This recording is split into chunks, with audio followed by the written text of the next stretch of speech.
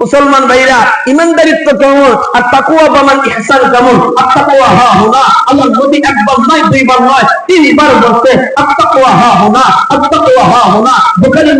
বুখারী শরীফের প্রথম নম্বর হাদিস। আল্লাহ নবী বলতে তাকওয়া বামান ইহসান যদি তোমরা অর্জন করতে না পারো, বন্ধু, এই তাকওয়া দিয়ে আমার দেহকে, আমার ঘরকে আমি সাজাইতে না করতে পারি, তাহলে জিন্দেগি তামাশা করব না। কিন্তু কোথায় মুসলমান?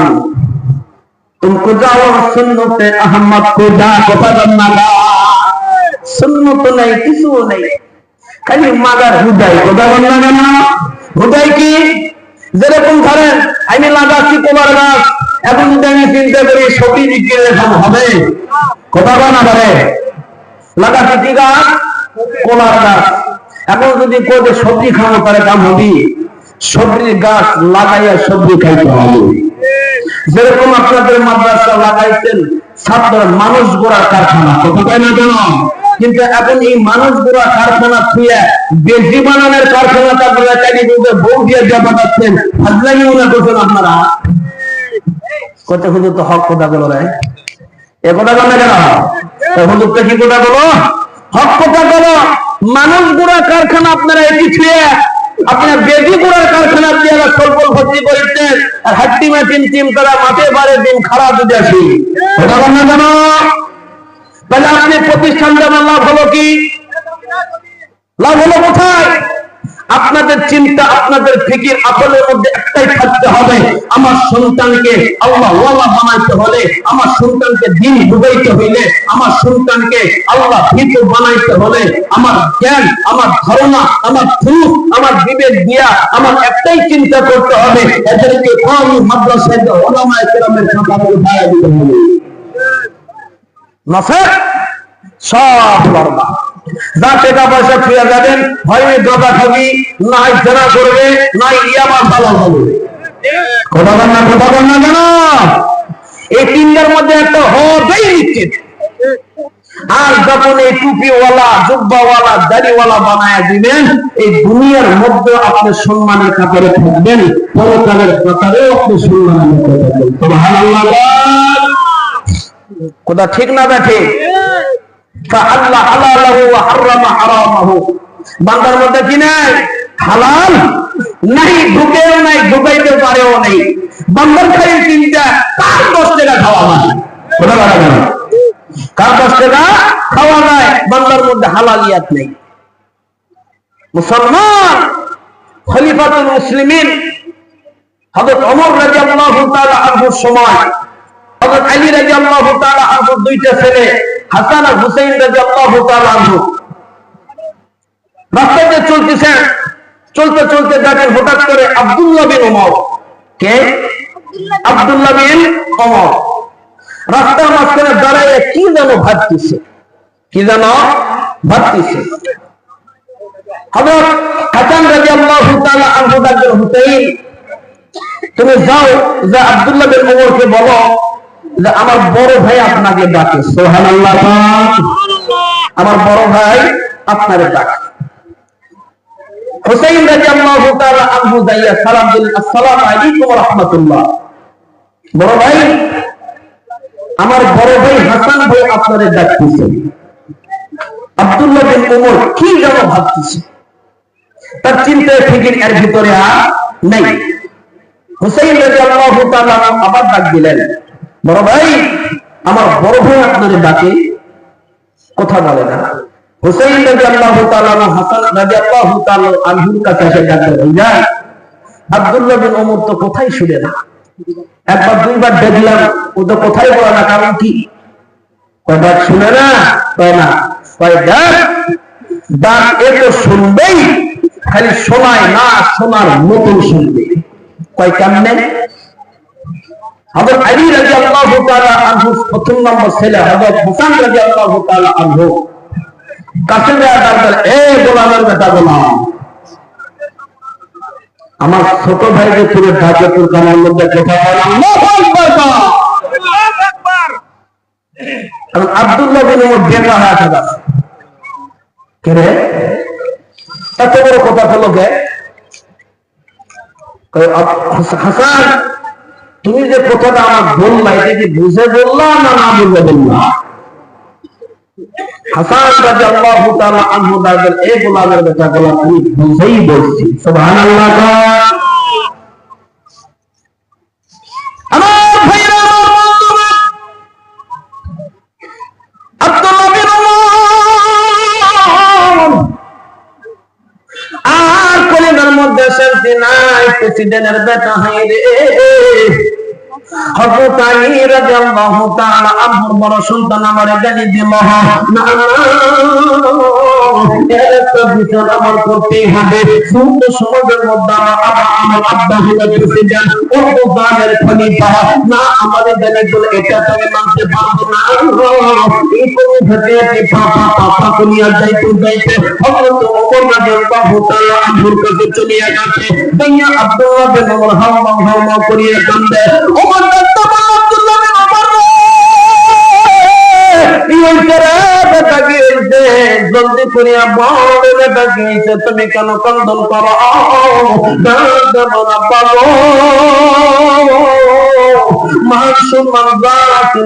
সব মাটির সাথে মিশিয়ে গেছে রে বেটারে, কি মান সম্মান মিশিয়ে গেল বেটা, জলদি করিয়া আব্বা এমন একটা মানুষ আপনারে জানিয়ে দিল, আমারে জানিয়ে দিল,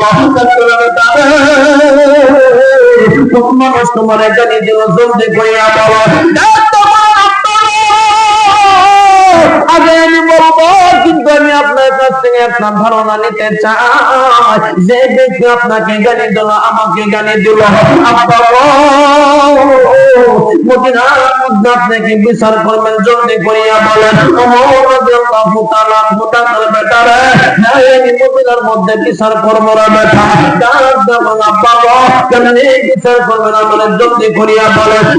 বেটারে যেইভাবে বিচার করার কথা সেইভাবে বিচার করবো। আব্দুল্লাহ বিন ওমর না আব্বা না, কেমনে বিচার করবেন? আপনি কি তরবারি ছাড়া বিচার করবেন না তরবারি দিয়া বিচার করবেন? আব্দুল্লাহ বিন ওমর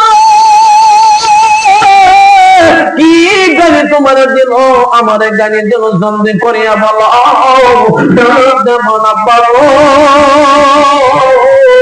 আপনাকে গোলাম বলছে, আমাকে গোলামের বেটা গোলাম বলছে, এই গালিটা আমাকে দিছে গো আব্বা। আব্বা আমার ভালো লাগে না, আব্বা আমার ভালো লাগে না, গালিটা আমার ভালো লাগে না। বেটারে কে তোমার গালি দিল, জলদি করিয়া বলো। এই মারিয়ার কইরা দূর দূরান্ত থেকে আগত বাইরে তো ভালো করে পায়টা মনে করে বাবা। দেখেন দেখেন দেখেন দেখেন কেমন করে মহব্বত অর্জন করতে হয়, কেমন করে মহব্বত অর্জন করতে হয়, মহব্বত পয়দা করতে হয়। তোমার কে গালি দিল, জলদি করিয়া তার নামটা বলো রে বেটা। দুনিয়ার সাধারণ কোন মানুষের সন্তান আমার গালি দেয় নাই গো আব্বা। আব্বা নবীর জামাতা হযরত আলী রাদিয়াল্লাহু তাআলা আনহু, প্রথম সন্তান হযরত হাসান রাদিয়াল্লাহু তাআলা আনহু, আমার এইরকম করিয়া গালি দিল গো আব্বা। আব্বা আমার যখন গালি দিল গো আব্বা, শুধু তাই সমস্ত মানুষ আমাকে অট্ট হাসি দিয়ে দিল। আব্বা তাই যখন হাসান রাদিয়াল্লাহু তাআলা আনহু আমাকে বলল, এ গোলামের বেটা, এ তোমার বাপ গোলাম, তুমি গোলামের বেটা বলা।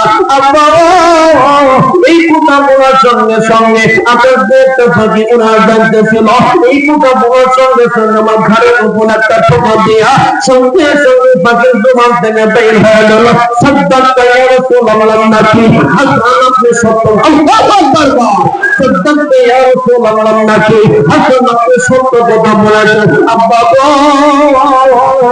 এই কথা আমার থেকে দিল আব্বা, আপনি বিচার করবেন নাকি জলদি করিয়া বলেন।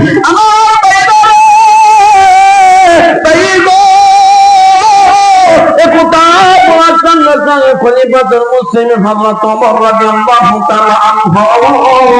সঙ্গে সঙ্গে সমস্ত মানুষদেরকে ডাক দিয়া বলেন, নবী সাহাবাকেরা, এই মুহূর্তে দুইটা আসামি তোমাদেরকে ধরিয়ে নিয়ে আসতে হবে।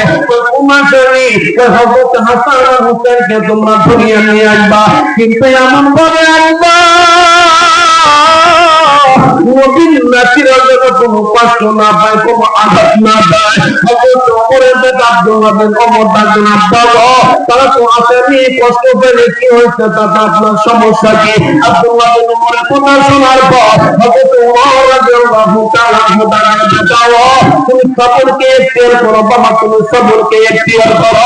এই কথা বলার সঙ্গে সঙ্গে হযরত আলী রাদিয়াল্লাহু তাআলা বাড়ির মধ্যে দাঁড়িয়ে দুইটা সাহাবী, দুইটা ভাইকে ডাকলেন, হাসান ভাই, ও হোসেন, তোমরা কি বাড়ির মধ্যে আসো?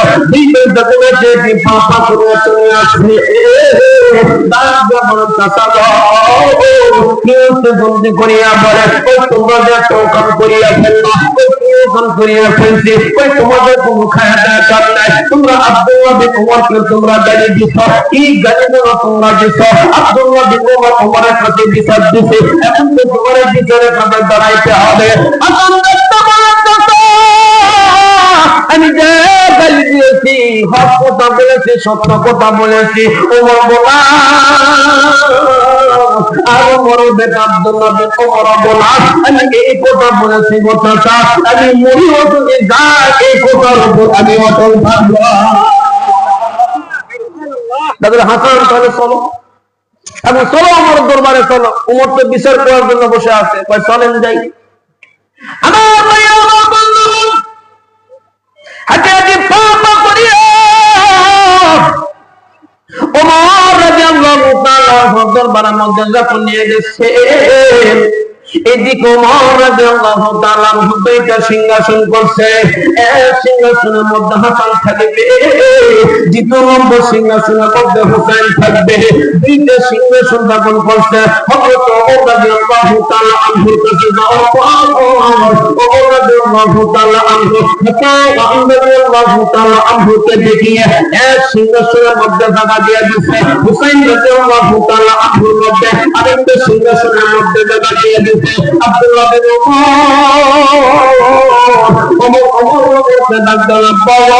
আপনি কেন সিংহাসনের মধ্যে জায়গা দিলেন না? আব্বা বিচার করে বন্দি করিয়ে বিচার করেন গো আব্বা। যে গাড়িটা দিচ্ছে আমি বড় অপমান হইয়া গেছি গো আব্বা। আপনাকে গাড়ি দিচ্ছে, আমাকে গাড়ি দিচ্ছে, গাড়িটা আমি মানতে পারতেছি না রে আব্বা। এদেরকে তো বিচার করার জন্য আমি নিয়ে আসছি রে বাবা। তুমি একটু ধৈর্য ধারণ করে রে বাবা, ধৈর্য ধারণ করো। যে গালিটা দিচ্ছে, যে কথাটা বলছে রে বেটার উপরে আমি বিচার করবো। হযরত আলী রাদিয়াল্লাহু তাআলা আনহুর সন্তান হযরত হাসান রাদিয়াল্লাহু তাআলা আনহুকে ডাক দেওয়া ওমর, ডাক দেওয়া বাবা হাসান রে, তুমি যে গালিটা দিলা রে বাবা, তুমি কি বুঝিয়া গালি দিছো নাকি জলদি করিয়া বলো রে বাবা। হযরত ওমর রাদিয়াল্লাহু তাআলা আনহু যখন এই কথাটা বলিয়া যায়, হাসান রাদিয়াল্লাহু তাআলা আনহু ডাক দেওয়া ওমর, হ্যাঁ আমি বুঝিয়া গালি দিয়েছি, 100% আমি বুঝিয়ে কথাটা বলেছি। ওমর হাসান তুমি বুঝিয়া বলছো, ও হাসান তুমি জানো এখন যেহেতু আমার বেটা আব্দুল্লাহ বিন ওমর তোমার একটা বিচারের সমাধান চাইছে, ও বেটা এখন তোমার বিচার করতে হবে, বিচার করতে হবে। তুমি কি সত্যি আমাকে সাক্ষীর মধ্যে ফালা দিলানি? তুমি কি সত্যি আমাকে গালি দিছনি? আমি আমার বেটা আব্দুল্লাহ বিন ওমর বলা, আমি সত্য কথা বলেছি। আমার বেটা আমার বলতো এই কথা বলার পর আব্দুল্লাহ বিন ওমর ডাক দেয়া বলেন, আব্বা দেখেন আপনার মুখের উপরও তো এই কথা বলে, ও আব্বা জলদি করে আপনি বিচারের কার্যক্রম শুরু করিয়া যান। আব্বা সাধারণ মতে বিচার করলে কিন্তু হবে না রে আব্বা। এদের দুই ভাইয়ের বিচার করতে হলে তরবারি লাগবে। এই কথা সঙ্গে সঙ্গে ওমর ডাক দেয়া বলে, যাও জলদি করে দেয় একটা তরবারি আমার হাতের মধ্যে তোমরা আনিয়া দাও।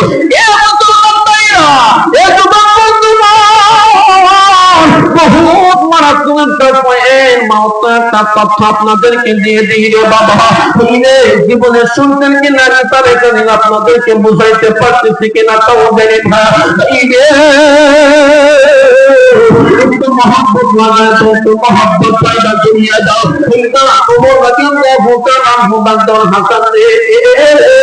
আবার তুমি সত্য করিয়া বলো, যে কথাটা তুমি বলতে তাকে সত্যই বলতো, আমি সত্যই বলেছি। আপনি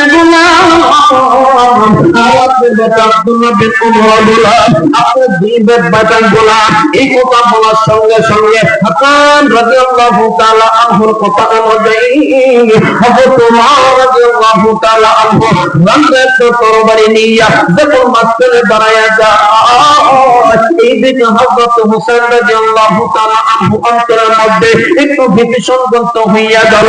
যেহেতু খলিফাতুল মুসলিমিন হযরত ওমর যেহেতু রান্দার তরবারি নিয়ে আমাদের সম্মুখে দাঁড়ায়া গেছে, না জানে বিজয়ের কার্যে কি হয়ে যায়, না জানি আমার ভাইয়ের কোনো মাইক ভিতরে অর্থ নিয়ে আসেনি। আমার ভাইরা এই দৃশ্যটা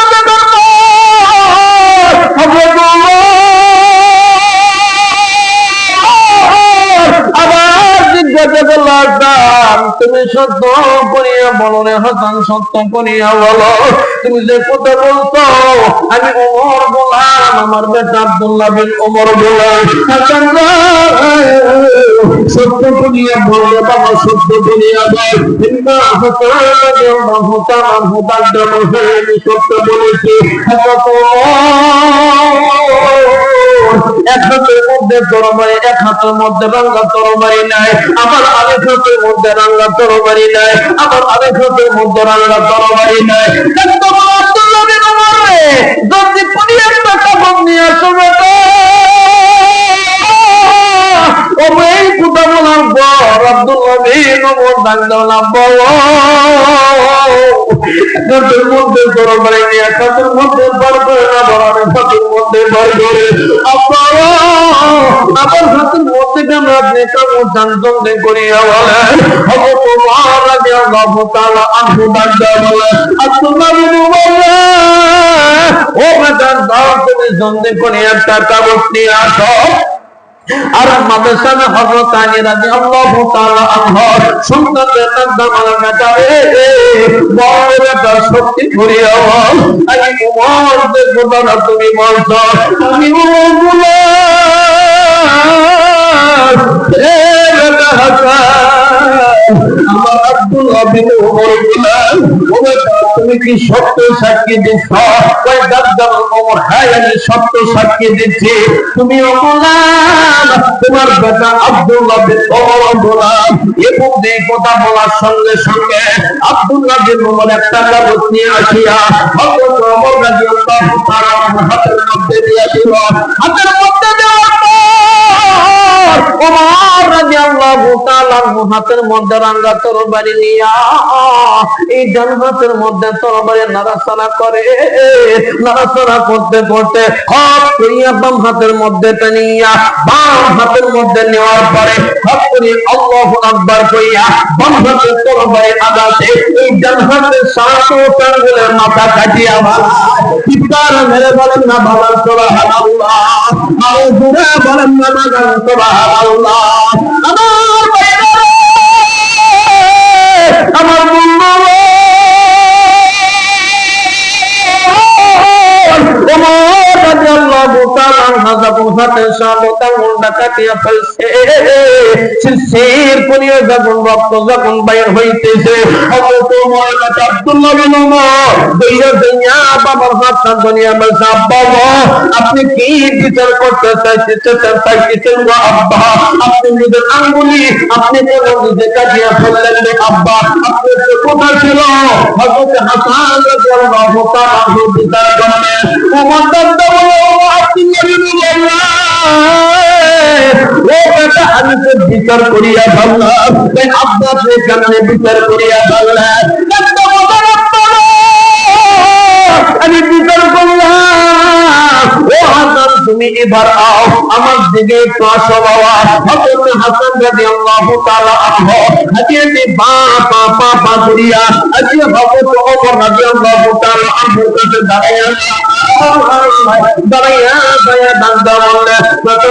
কি বলতে জলদি করিয়া বলে। হযরত ওমর রাদিয়াল্লাহু তাআলা আনহু ও বেটা এই জায়গার মধ্যে একটা কামড় দিলাম রে বেটা। ও বেটা ইন্দা সাধ তাঙ্গুলা রক্ত দ্বারা বেটা এই জায়গার মধ্যে তুমি লিখিয়ে দাও রে বেটা, লিখিয়ে দাও। আমি গোলাম, আমি আল্লাহর গোলাম, আমি নবীর গোলাম, আমার আব্দুল্লাহ বিন উমর গোলাম। চিৎকার করে বলেন না সুবহানাল্লাহ, আর জোরে বলেন না সুবহানাল্লাহ। আমি জানাব মা সুন্দরী সোনার মদিনায় নূর মুহাম্মদ সাল্লাল্লাহু বাবা দুনিয়া আছে, নবী আছে, কথা বল না কেন? কিন্তু নবী নাই, নবীর শান মান এখনো আছে না নাই? কথা বল না কেন? হেডলাইন আপনাদেরকে বোঝায় দিছি। আমার আসল কয়জন? আসল কয়জন? দুইজন। এক নম্বর আসল হলো আমার আল্লাহ, দ্বিতীয় নম্বর আসল হলো জনাবে মুহাম্মদ রাসূলুল্লাহ, সবাই বলি সাল্লাল্লাহু আলাইহি ওয়াসাল্লাম। এই দুইটা আসল ঠিক থাকবে, আপনার জিন্দেগি ঠিক থাকবে। বাপ মা আমার আপন, আত্মীয় স্বজন আমার আপন। আদি তো আপনাদেরকে বুঝাই দিছি, আসল যারা মানবে না, আমার বাপও যদি আমার আসলকে বাদ দিতে চায়, আমার মাও যদি আমার আসলকে বাদ দিতে চায়, এই বাপ মায়ের সাথে সম্পর্ক রাখবো রাখবো। কথা ফাইলাম ক্লিয়ার মুসলমান। এই জন্য সর্বদা সবসময় ফিকির করবেন আর একটু চিন্তার মধ্যে থাকবেন। একমাত্র এই দুনিয়ার পথ থেকে আমারও যাইতে হবে, আপনারও যাইতে হবে। এই দুইটা দিক, দুইটা নিদর্শন, দুইটা তথ্য, দুইটা কথা নিয়ে যদি আমার সমাজ জীবন, পারিবারিক জীবন, রাষ্ট্রীয় জীবন যদি আমি চালাইতে পারি, একদল আগায় নিতে হবে। একদল কি? কোরআনের ছায়া করে যদি আমি থাকতে পারি, কোরআনের হুকুমত কায়েমের মধ্যে যদি আমি থাকতে পারি, বন্ধু দুনিয়া তো আমি শেষ করে দিলাম, আপনিও শেষ করে দিলাম, সুযোগ চলে আসছে। আমরা আল্লাহ তাআলার কাছে দোয়া করব, এখন সামনের যে দেশ, এই বাংলাদেশ কোরআনের দেশ। কথা বলে না কেন? আরেকটা তথ্য আপনাদেরকে দিয়ে দেয়, আল্লাহর নবী জনাবে মুহাম্মদ রাসূলুল্লাহ সাল্লাল্লাহু আলাইহি ওয়াসাল্লাম যে জায়গার মধ্যে শুয়ে আছেন, ওটা কিসের দেশ? সোনার সোনার মদিনা। কথা বলে সোনার মদিনা। আর আমি এখন আপনি যে বাংলাদেশের মধ্যে আছি, এই বাংলাদেশের নাম কি? সোনার বাংলাদেশ। কথা হয় না কেন? আল্লাহ নবী যে জায়গার মধ্যে শায়িত, ওই জায়গা হলো সোনার মদিনা। আর আমি আপনি যে জায়গার মধ্যে এখন বর্তমানে সোনার বাংলাদেশ, মিলছে না মিলে নাই? নাইলে মুমিন তুইয়ে মুমিন মিশাওয়াত, নাইলে কাফের তুইয়ে কাফের মিশাওয়াত। এই বন্ধু যাইতেই তো পারলাম না। বলেন না কেন? আসলে তাই আলহামদুলিল্লাহ। তাহলে বাংলাদেশ সোনার বাংলাদেশ, আর যে জায়গায় আল্লাহ নবী মুহাম্মদ রাসূলুল্লাহ সাল্লাল্লাহু আলাইহি ওয়াসাল্লাম ঘুমায়েন আছে, সোনার মদিনা। বলেন না কেন? তাহলে মিলছে না মিলে নাই? মিলছে না মিলে নাই? তাহলে বলেন তো দেখি, সাহাবায়ে কেরামের যুগে, সাহাবায়ে কেরামের সময়, সাহাবায়ে কেরামের নির্ধারিত টাইমে যে দিন, যে সোসার, যে কথা সে সময় চলতো, বলেন তো দেখি। আজ যদি আমরা বাংলার মুসলমান, তৌহিদি মুসলমান, নবীর সুন্নাত নিয়া, কোরআনের কথা নিয়া, কোরআন সামনে দিয়া চলতে চাই, নাস্তিক মুরতাদা আবু জেহেল যেরকম নবীর সাথে বিরোধিতা করছে, উতবা সাহেবা যেরকম বিরোধিতা করছে, মালিক বিন হানিফ যারা বিরোধিতা করছে, হাবিব ইবনে মালিক যেরকম বিরোধিতা করছে, এ তৌহিদি মুসলমান বলেন তো দেখি, এখন এই জমিনের মধ্যে যদি কেউ কোরআন নিয়ে যাইতে চায়, নবীর সুন্নাত নিয়ে যাইতে চায়, এই সমাজের নাস্তিক মুরতাদা, এই সমাজের লাল কুত্তাদের দালালরা, এই সমাজের মধ্যে শিয়া পন্থী দালালেরা, এদের বিরোধিতার মধ্যে আমাদের করতে হবে কিনা? এতে ভয় করলে লাভ? কথা বলে না, ভয় করে লাভ? জিহাদ ফি সাবিলিল্লাহ ওয়া তুজাহিদুনা ফি সাবিলিল্লাহ, এই দুনিয়ার জমিনে জিহাদের জন্য যদি প্রস্তুত হইতে পারেন, আল্লাহ তাবারক ওয়া তাআলা আপনাকে আমাকে কবুল করে দিয়া বদরের ময়দানে যারা শাহাদাত বরণ করতে এদের সাথী বানায়া দিবে। কিন্তু তাকওয়া বা নিষ্ঠাও থাকতে হবে। কথা বলে না কেন? জিহাদ করেও তো শাহাদাত বরণ করেও তো জাহান্নামে যাবে। কথা বলে না কেন? দান করেও তো জাহান্নামে যাবে। কথা বল না কেন? দান করবে কেন?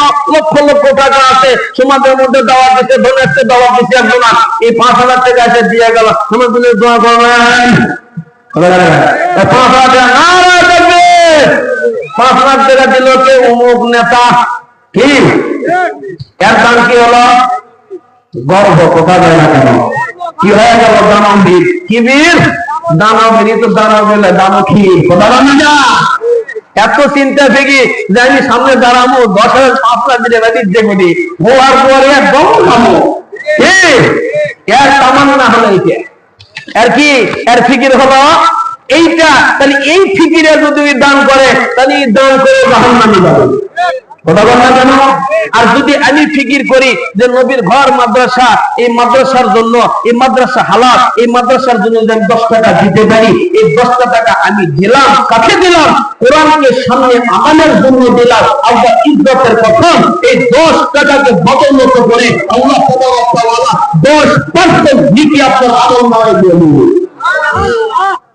কিন্তু ফিকির হলো এটা। জিহাদের ময়দানে যাবে, হাজার হাজার শাহাদাত যারা বরণ করবে, তারা ওই সময় আটকায় যাবে। আল্লাহ আমরা তো জিহাদ করে শাহাদাত বরণ করলাম, আমার হালাত কি? তুই কি ওই মনের আক্ষেপ নিয়ে জিহাদ করছো না এই ডিগ্রি নেওয়ার জন্য করছো? গুন্ডা, হ্যাঁ? কিন্তু ডিগ্রি নেওয়ার জন্য শাহাদাত বরণ করছো রে, তুই গাড়ি হয়তো পেরবি না। ওটা মানে জানো? এই জন্য কবি বলেন, নামের বড়াই করো না তো, নাম দিয়ে কি হয়, নামের সাথে মিলে না সরাসরি পরিচয়। আমার সমাজের মধ্যে এমন মানুষ আছে না হলো রমজান আলী। কথা বলে না? এই বদমাইশ ওজার দিন এদের বলে গ্যাস হয়। কথা বলে না? রোজার মাস আলী এরপরে ভয় দেয় না হলো রমজান আলী। এই জন্য কবি বলেন, নামের বড়াই করো না তো, নাম দিয়ে কি হয়, নামের সাথে মিলে না সরাসরি পরিচয়। নাম দিয়ে কি হবে? তোমার তাকওয়া বা ইহসান ঠিক থাকতে হবে। সম্মানিত হাজিরিন, যে কথা আপনাদেরকে আমি বোঝাইতেছিলাম, হেডলাইন একটাই, এক দল, এই এক দল কোরআনকে আমার আপনার সিনার মধ্যে ঢুকাইতে হবে। এই কোরআন দিয়ে আমার জীবন গঠন করে নিব। আমার বিবি কালীমন্দির বাজারে বয়লার মন্দিরের মতো কখনই ভুলবে না। কথা বল না কেন? এই কোরআন দিয়ে আমার পারিবারিক জীবন আমি গঠন করে নেব। আমি বড় হাজি, আমার মেয়ে কখনো এই হাই স্কুলের মধ্যে চলবে না। কথা বল না কেন? আমার জীবন আমি কোরআন দিয়ে গঠন করে নিব। আমার সমাজের মধ্যে বিবাহ বার্ষিকী যখন হয়, তখন আর ডান্সের চলবে না। কথা বল না কেন? যখন আমার চরিত্র নবী ওয়ালা চরিত্র বানায় নেব, নবী ওয়ালা চরিত্র বানায় নেব, সমাজের মধ্যে ফিতনা বাজি কোনো কথা দুনিয়ার মধ্যে চলতে দেওয়া হবে না, চলবে না। কথা ঠিক না রাখে? আর যতক্ষণ পর্যন্ত এই দল, এই মত কোরআন দিয়ে জীবন গঠন করতে না পারবো, নবীর সুন্নাত দিয়ে গঠন করতে না পারবো, এই জাতই ভুলবে। আমি মসজিদের ইমাম এবং সভাপতির বিটা আর ছেলেটারে নিয়ে এরা প্রেম করে পড়ে আমি দেখাই না। বর্তমান সমাজের কথা বলতেছি। সভাপতির ছেলে আর মোতাল্লিম নিয়ে নীতি ফিরিজ করে পড়া খাওয়া যাবে। শখে শখে করলা প্রীতি, ভিতরে ভিতরে আমার হইছে ডাকাতি। কি করে কোথায় যাব, কি করে কোথায় যাব, ভাই নাহি দেখি একবার তাই আইলে মিসকল নাই ঘুমানি যাইলে, নাই ঘুমানি যাই। কোথা না এখন সকালবেলা এরা ফ্রিজ করবার লাগা ধরা খায় কট খাওয়া গেছে। এখন গ্রামে আমরা যুবক যারা এরা তো সেই মাল কথা বলে না, এরা ঘুরে ঘুরে দিতে ঘুরে ঘুরে যে সভাপতির বেতার মোতালির মিয়া এবং বিপদ তো কথা বলে না, দুই দিনই তো হাই লেভেলের লোক কথা বল না কেন, দুইজনই হাই লেভেলের লোক। এখন ইমাম সাহেবের কাছে চলে গেছে, ইমাম সাহেব একেবারে টেকা খায় কথা বল না কেন, এখন টেকা খায় হুজুর বিপদ তো দুইজনেরই বাড়ে, একের সাথে আপনিও তো আছেন। এখন বুদ্ধি কি সভাপতি ছেলে আর মোতাল্লির মেয়ে আটকে গেছে, এবং একটা ফুটলা দেন, এবং ইমাম সাহেব আমি দুই জায়গায় মসজিদের কানের মধ্যে ইয়া নবী ফতোয়া নাই হবি কি ধরা পড়িতে সভাপতি মোতাল্লির বিবি এতে দা করা তোমরা বিয়া দেও তাড়াতাড়ি সমাজ শেষ কথা বলে না সমাজ শেষ। এখন এই ইমামের ফতোয়া দেওয়া কি ছিল, এরা জেনা তহমতের মধ্যে পড়ছে, কোরআনের আইন অনুযায়ী এদেরকে যা করা দরকার এটাই করা হোক কথা বলে না কেন, ভাই অর্ধেক পুঁতেছ নাই 80টা দোয়া কথা বলে না কথা বলে না কথা বলে না।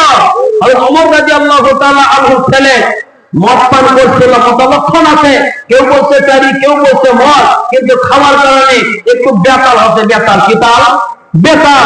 ওমর রাস্তা দিয়ে চলতেছে এবং ওমরের দেখে বলছে কে ভাই, ওমর করতে এত কাম শেষ রে, কে এত কাম শেষ। এখন ধরে নিয়ে আসা ওই যে বলছিলাম মাথায় পাগড়ি বান্ধাদের এখন সুন্নাত, এই পাগড়ি খুলে মাথা বান্ধা হচ্ছেন না। তোমার রাদিয়াল্লাহু তাআলা দেখা দিতে এবং বেটার বাম এই হাতটা ঘুরে নিয়ে এসে পাগড়িতে দুই হাত পাশে বাঁধছে, বান্দা মসজিদে নববীর পিয়ারের সাথে বান্ধা রাখছে। জোহরের সময় সমস্ত মানুষ দেখে তো পাগল, কে ওমরের বেটা বান্দা কারণ ওমর যে বাঁধছে এটা কেউ দেখেনি, এটা ওমরের বেটা বান্দার কারণটা কি।